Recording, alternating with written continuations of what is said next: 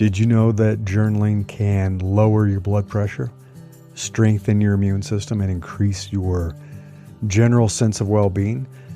Journaling is pretty amazing. I've talked about it a lot over the past few years. Been a bit frustrated by the journals that are out there, so I finally designed my own, and I'm making that available to you. In this episode, I'm going to talk about how and why I created a custom journal that I think you're going to really enjoy.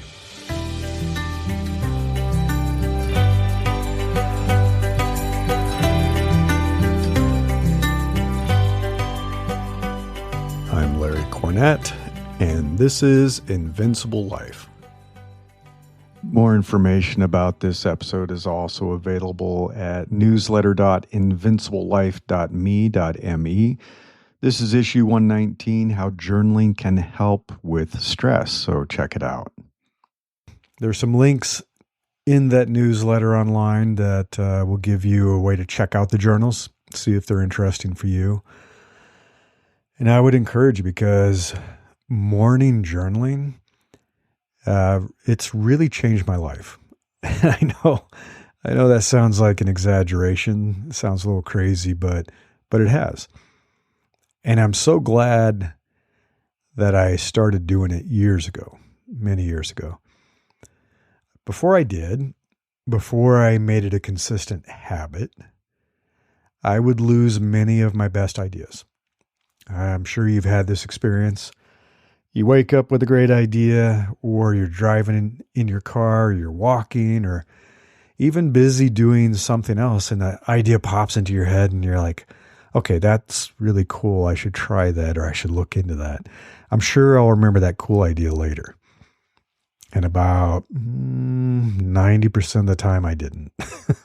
I've even had it happen in a few minutes where it's like, I'll be making coffee. I'm like, oh yeah, that's a great idea. I'll go write that down when I'm done making coffee. And I forget it. So I would lose a lot of the good ideas I'd have for my career, for my business, for stuff that I'm writing, you name it. And before I started journaling, I never really set aside dedicated time or enough time for brainstorming and creativity that could improve my business or improve my career, or improve my life. We're busy, right? We're busy with our jobs. We're busy with our personal lives, our families and friends. And we don't sit down very often and say, okay, I'm going to have uninterrupted time to just be creative, to brainstorm, to think about things that I really want to do in my life. And also, before I started journaling, I would start every day, most of the time lately, feeling pretty stressed out because I would make the mistake of checking my email, or I'd check messages online, or I'd check the news, and I'd do that first thing in the morning. And inevitably there was something that was like just terrible, bad news, or something that would give me anxiety or stress me out because my boss was asking for something. And it would start my day off on the wrong foot. And so journaling changed all that. It's a process. So it's not just about the book. I'm going to talk about the book. It helps. It is a process. It's a technique. It's a habit, really important habit. And it's a different way of thinking about yourself, thinking about your life, your business, your career, thinking about the world.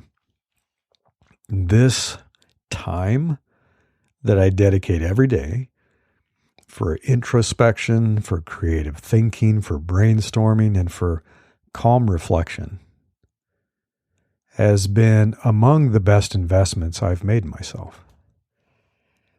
I've had a few moments like this, right? I've talked about how learning how to overcome my fear of public speaking was a great investment I made in myself. Great professional investment, personal too. It gave me a lot of confidence. I've talked about how getting into shape and making fitness part of my daily life way back, I think I started in 2009, lost a bunch of weight and was doing CrossFit and weightlifting. I still do it every day. One of the best investments I've made myself. Journaling's another one. So there's not a ton that I can look back on and go, wow, what a huge investment. Journaling is one of those. And I will admit, I'm surprised. I'd heard about it, dabbled with it on and off, hadn't made it really a consistent habit. But then when I did, and I changed the process of how I do it, it clicked. And it really has been a great investment.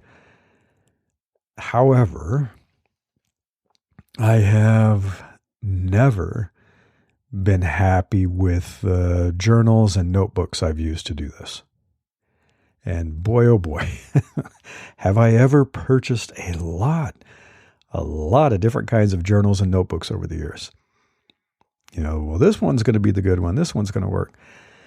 And they always kind of left me wanting. They didn't quite fit what I wanted. And I put up with it for many years, and I would hand edit it. I'll talk about that later. But I found myself doing that tediously every day. So I asked myself, why am I doing this? I can design my own journal. I can design it the way I want to use it, the way I want to journal. And I did it and made it for myself. And then I realized, why not share this with everyone? And it goes kind of hand in glove with a lot of what I talk about for my Invincible Solopreneurs community and readers, my Invincible Career community and readers, my Invincible Life people. This is really a tool that goes along with everything that I talk about. So I recently published this. It's a bit of a process, as you can imagine. I don't know if you've written and published a book on Amazon, Barnes & Noble, places like that, but it is a process. It takes a lot of time to get it just right. You have to go through reviews and approvals and all that kind of stuff. Finally got it done. I started late last year. And the ones I call the Invincible Daily Journals, and I've used them to kind of feature the 4 seasons of the year, spring, summer, fall, and winter. And I'll talk about that in a little bit. But I also created a journal specifically for business owners. So it's for entrepreneurs, for solopreneurs. I call the Invincible Solopreneurs Daily Journal.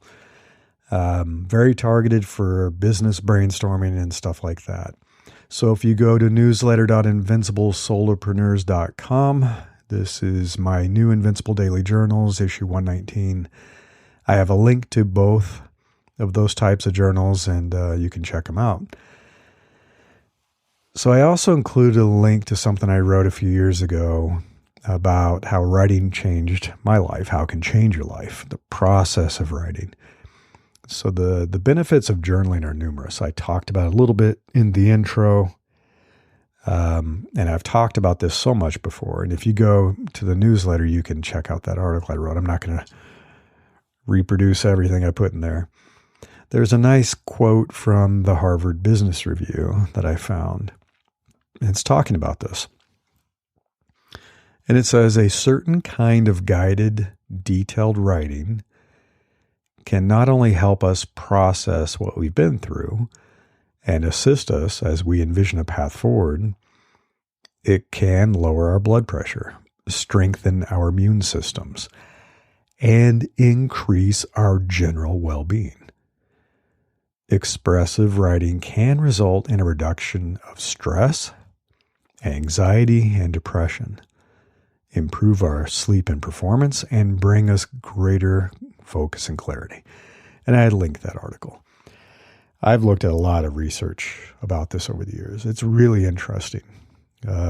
Helping people process trauma, helping them process injuries and illness.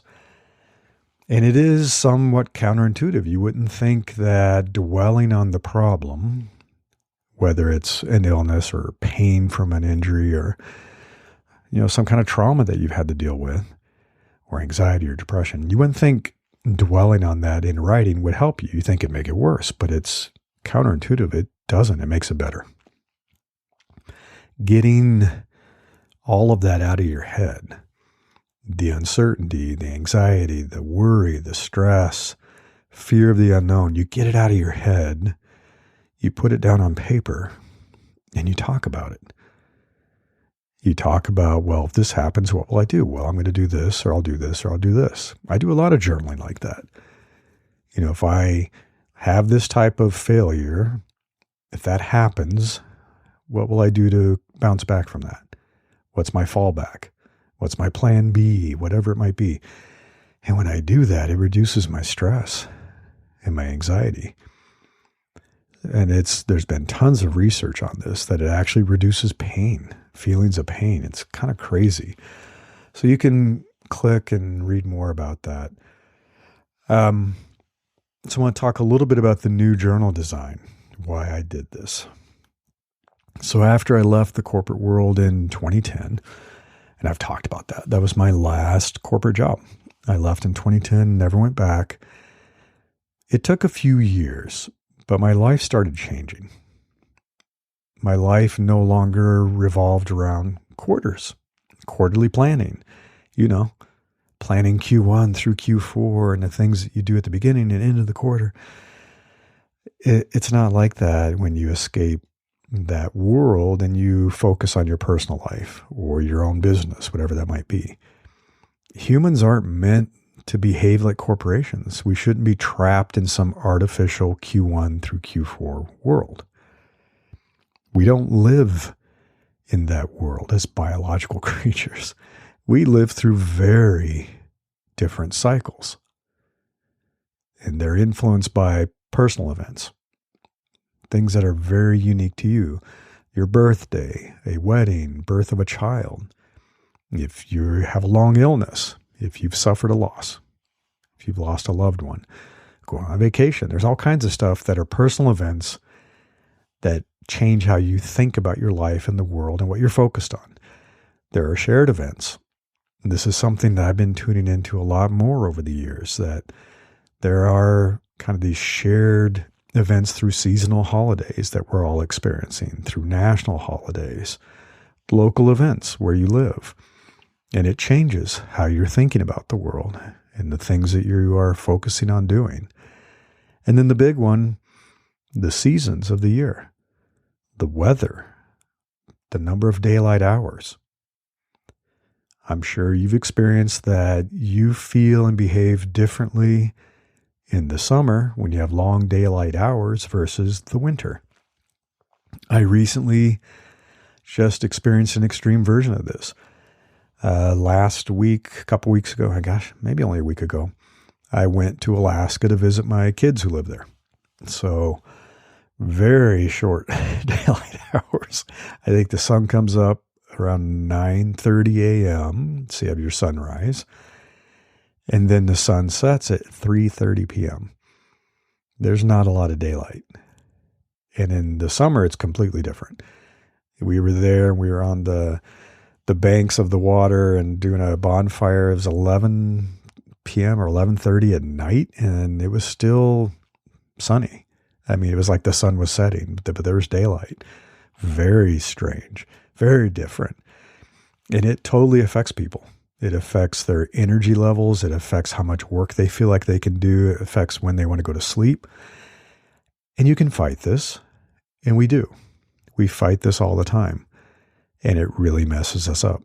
We talk about daylight savings time and how much that messes people up. There are tons of car accidents the day after daylight savings time. It changes your energy levels and how awake you feel. And so you can fight this, or you can accept that you're a human being that experiences this. And so I wanted a real human-centered journal that recognized this instead of arbitrarily trying to structure the pages by quarters or even months. You know, months don't make the same difference or have the same impact in different parts of the world. My experience of November here in California in the U.S. is very different from November in Australia where my friends live. You know, that's their summer and it's our winter. So it's very different. So it doesn't matter what the month is. There's still a season, you know, unless you're living someplace tropical or you live in the poles, then that's different. Maybe I should create a journal that's for people that have 24/7 tropical weather and 24/7 tundra weather, you know, Arctic weather. I also wanted to create journals that support the personal ebb and flow of life. You know, what you're dealing with. The daily ebb and flow of creativity and energy. We all have a daily cycle. Some people are really, motivated and full of energy and creative in the morning. Some people it's at night. The seasonal ebb and flow of what matters to you in those moments of time. I experienced that this past year where I really wanted to take more time off in November and December for the holidays and spend time with family and just slow down. Just stop trying to race 60 miles an hour ahead all the time, 24/7. Slow down and realize that there is an ebb and flow of things, and it's okay. It's okay to experience that. So if you go to this article, I have some images that show those covers. So I did a cover design that reflects that. I have the Invincible Daily Journal for spring. I have one for summer. I have one for fall, and I have one for winter.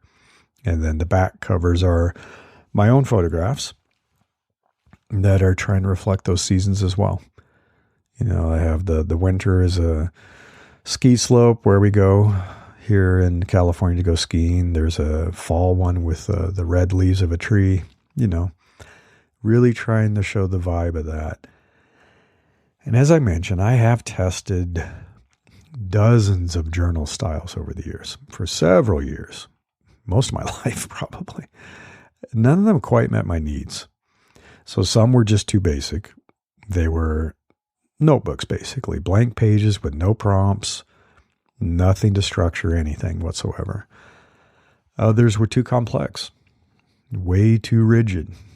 I have some I'm looking at right now. I'm not gonna name names, but they feel like horrible homework. Really detailed, down to the minute, tons of questions. It's like, that's just way too much structure. I mean, that's okay for like creating your business plan and things like that, but as a daily journal, a lot of work. And it's just not the structure I wanted even. Like the questions being asked, like this doesn't matter to me. It's not flexible enough. So I wanted a balance of structure, but flexibility. And then some were really full of pages and pages and pages of the author's commentary. And it left very little room for writing your own thoughts and putting sketches. There was very little white space. And I didn't want that either. It's like, I'm not here to have the daily experience of someone else. Where am I going to write my notes? Where am I going to sketch my ideas? There just wasn't enough space for that. So I spent probably the last decade fine-tuning effective morning journaling.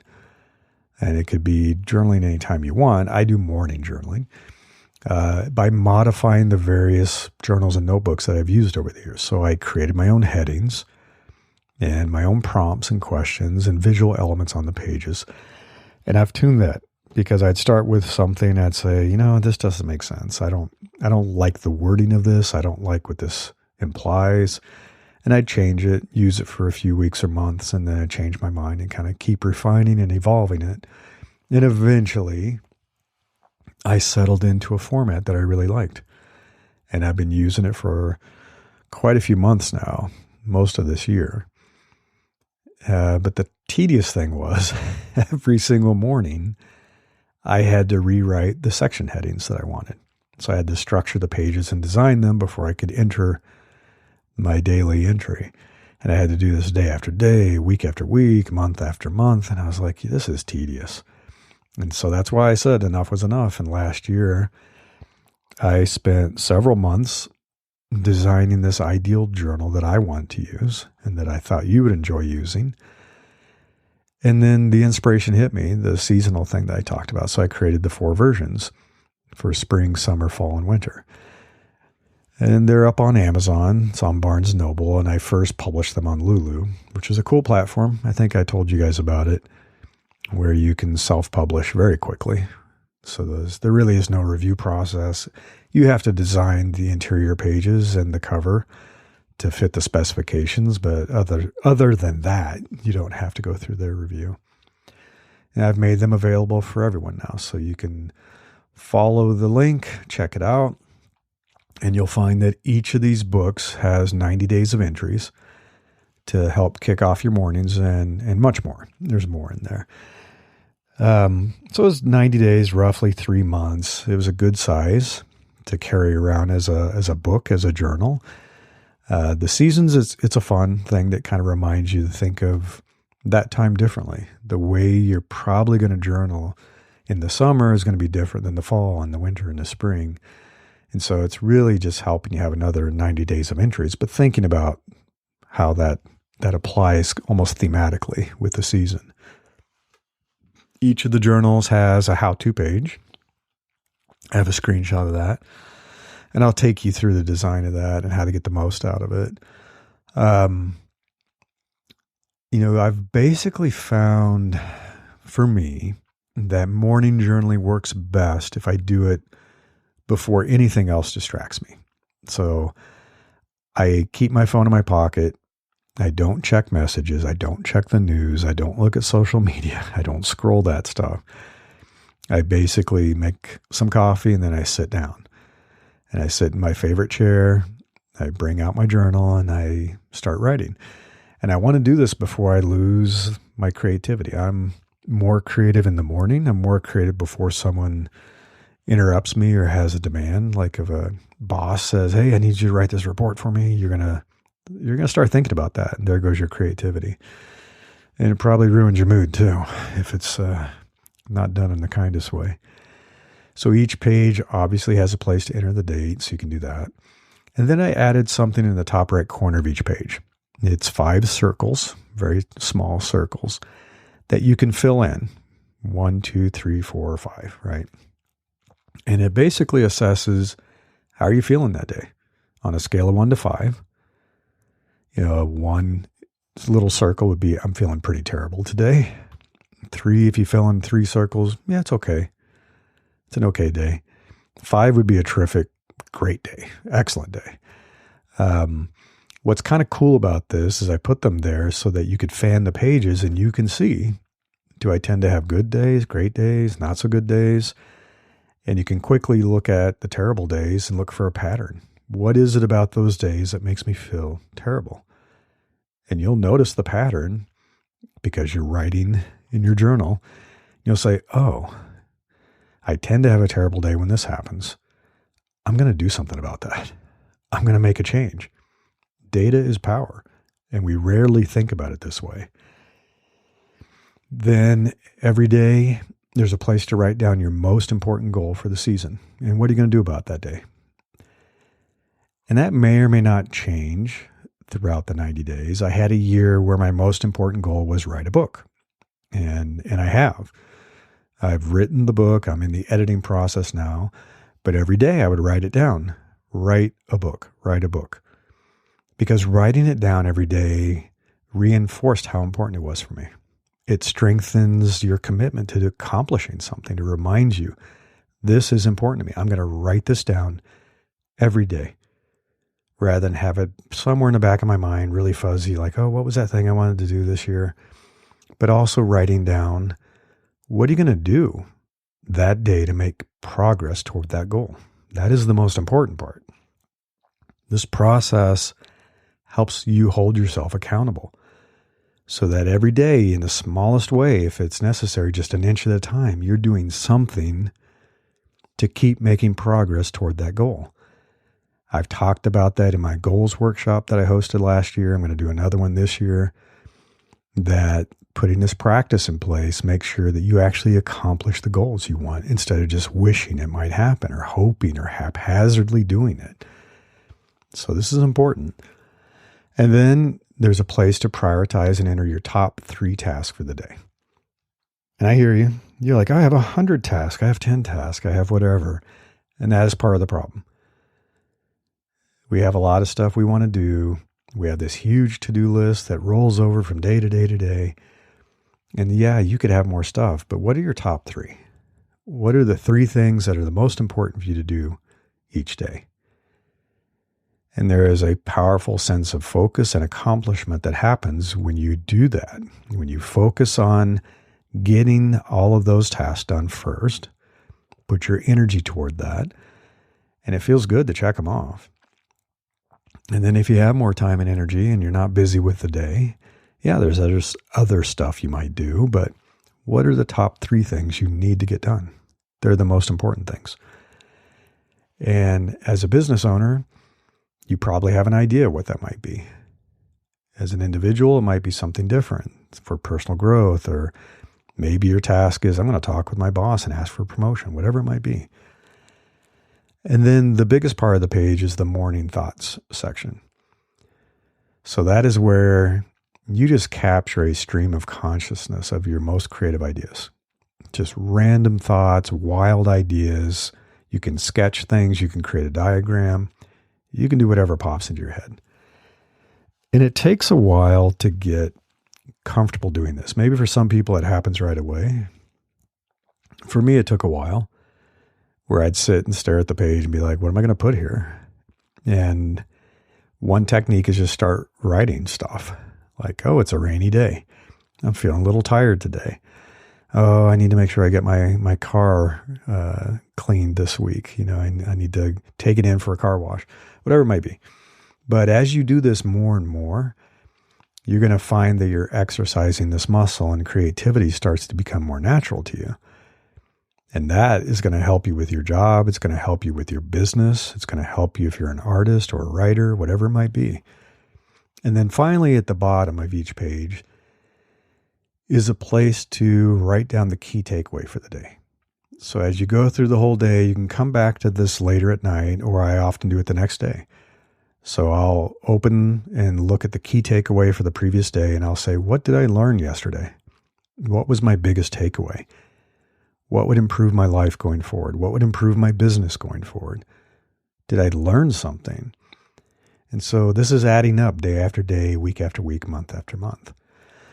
I include an example of what a sample page might look like, where somebody has a big goal of, I want to find a new job. And today I'm going to search the job listings on LinkedIn, the fresh new job listings. And I have some top tasks that I need to do. And then my morning thoughts. It's like, yeah, I'm feeling a little tired. I really have to get to sleep earlier. I have to stop staying up so late. I put a to-do. I made a little checkbox and I said, I need to order flowers for the birthday party next week, whatever. And sketched a little thing. And I've used kind of a personal note-taking system over the years that is somewhat similar to the bullet journal notations, if you've heard of that. So I have a bullet for each new idea or thought. And it could be multiple sentences under a bullet. Sometimes I'll nest additional bullets. I'll put hyphens and kind of make a list of items. I will use an asterisk, star something if it's really important. I want my eye to be drawn to it when I return to this page. I'll put check boxes for tasks. So I will go through my notebook like at the end of the week and say, okay, what are the things I said I had to get done? And I'll say, oh yeah, I forgot. I need to take care of that. I'll go back through the pages and check stuff off. It's like, oh yeah, I got that done. I took care of it. And then because it's paper, it's super flexible.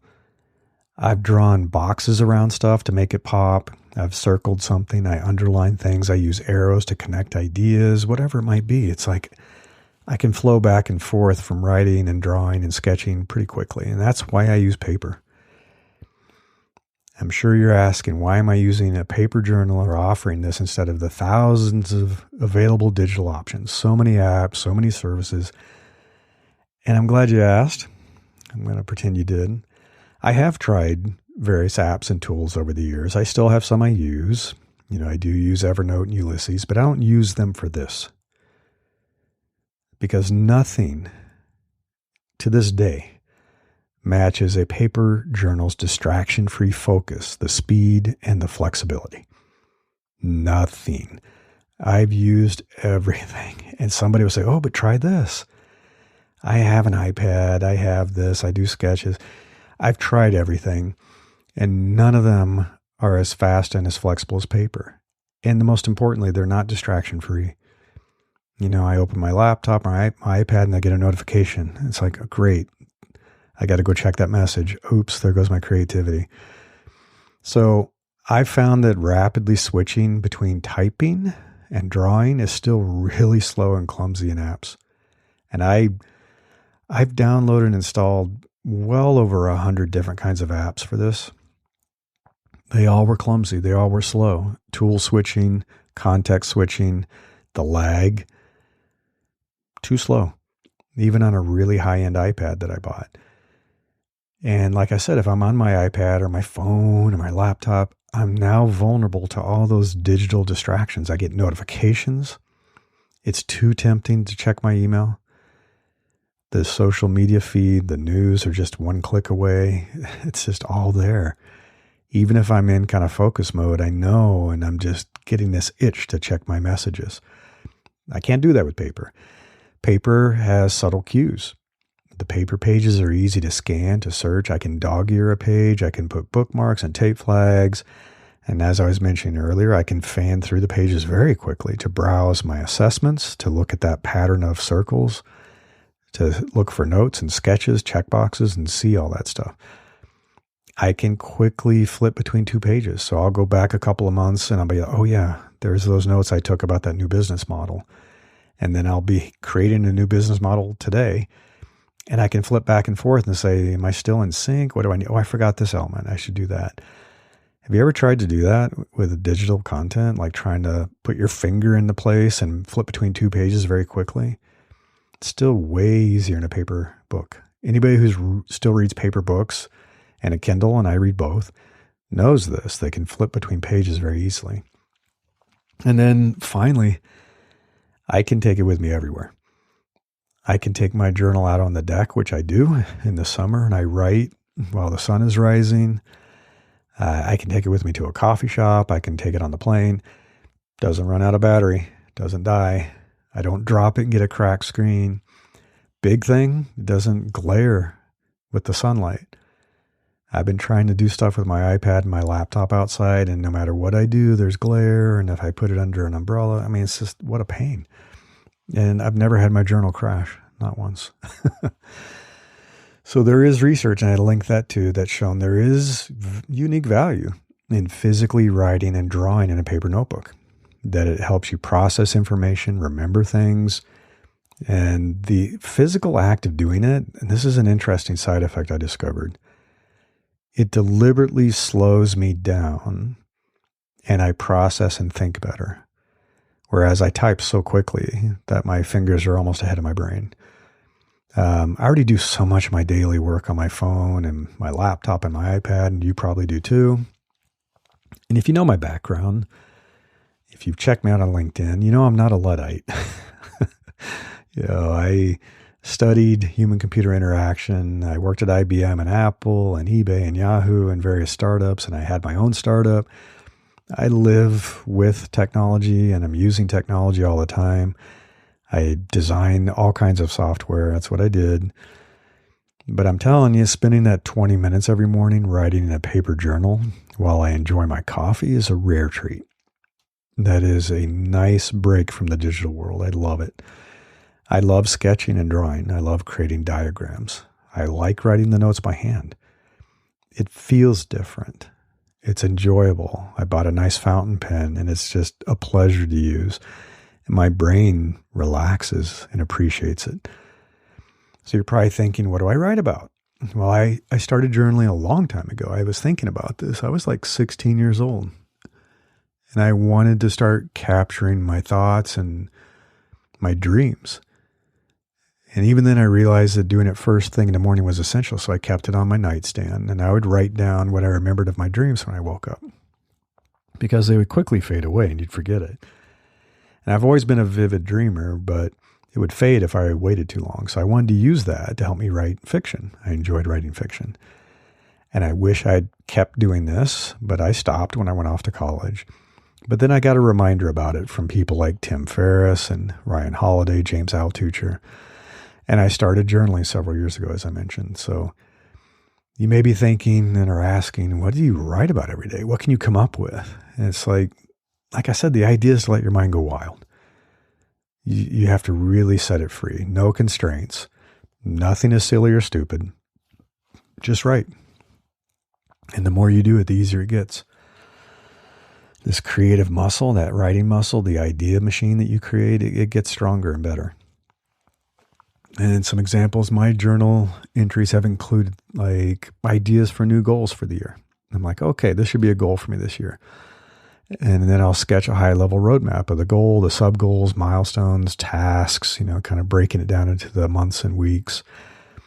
I have all kinds of product ideas, and I like to DIY stuff, and I will design and create equipment for my gym. I have a home gym, and so I'll sketch the concept of how I'm going to design it and put it together. Like I said, I like to write down how I'm feeling that day and why.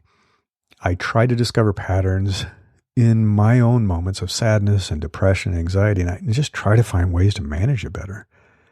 And I'll look and I'll say, okay, that's why I didn't make time for outdoor exercise this week. That's why I'm feeling tired. That's why I'm feeling down. I need to recharge myself. I'll put future to-do items like with check boxes that I hand draw, notes about stuff I want to research, new ideas for marketing my businesses, new ideas for social media posts. I'll come up with ideas for potential partnerships, collaborations. I'm working on that right now. Ideas for new courses, workshops. I use this process to outline my book. So I did that in one session where I sat and outlined the entire book, several chapters of it.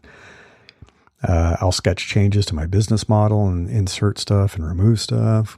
I sketched concepts for book covers. I think about places I want to travel. I have a bucket list. Just introspective notes about how I want to keep improving myself, what I want to do. Reflecting on the past, writing down memories. I was writing down memories from my childhood the other day. And then I'll sketch because I do a lot of art. And so I'll sketch stuff for my art projects. I'll write poetry, believe it or not. Plot a fiction series I'm working on. You name it.